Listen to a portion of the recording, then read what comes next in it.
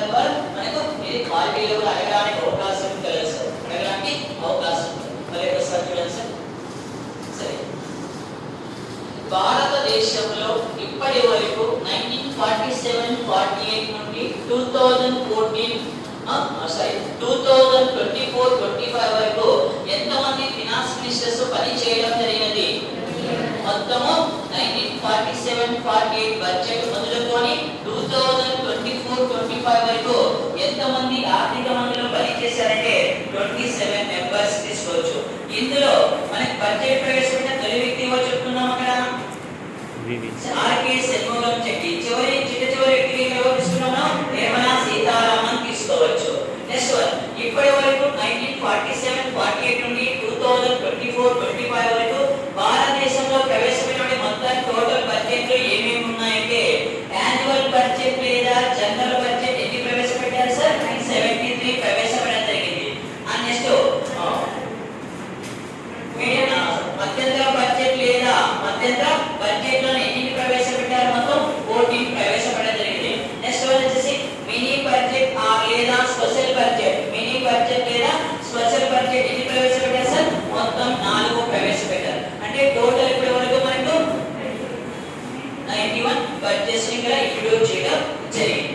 అదే విధంగా బడ్జెట్ ను ప్రసంగించే సమయంలో ఎక్కువ పదాలతో బడ్జెట్ పత్రాలను మనకు భారత పార్లమెంట్ లో ప్రవేశపెట్టిన ఫినాన్స్ మినిస్టర్స్ ఎంతమంది ఉంటారని? ఎవరు సార్? మొదటి వ్యక్తి మన్మోహన్ సింగ్. ఎన్ని వేల పదాలతో సార్? 18,650. ఏ ఫినాన్స్ లో ప్రవేశపెట్టారు సార్? 91, 92. అతి తక్కువ పదాలతో ప్రవేశపెట్టిన వ్యక్తి సార్ హెచ్ఎం పటేల్. ఎన్ని పదాలు సార్? 8,000. ఎప్పుడు సార్?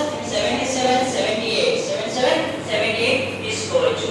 అదే విధంగా బడ్జెట్ ప్రసంగాన్ని ఎక్కువ సమయం ప్రసంగించినటువంటి ఫినాన్స్ మినిస్టర్స్ కూడా ఎంతమంది సార్? టాప్ 3 లో 3 గలరు. ఫస్ట్ పర్సన్ ఎవరు? నిర్మలా సీతారామన్. సెకండ్ పర్సన్ కూడా Nirmala Sitharaman. Third person Arun Jaitley.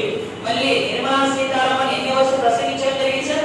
2 hours 42 minutes. ఏ ఫినాన్షియర్ సార్? 2021. సెకండ్ ప్లేస్ లో ఎవరు? నిర్మలా సీతారామన్. ఎన్ని అవర్స్ సార్?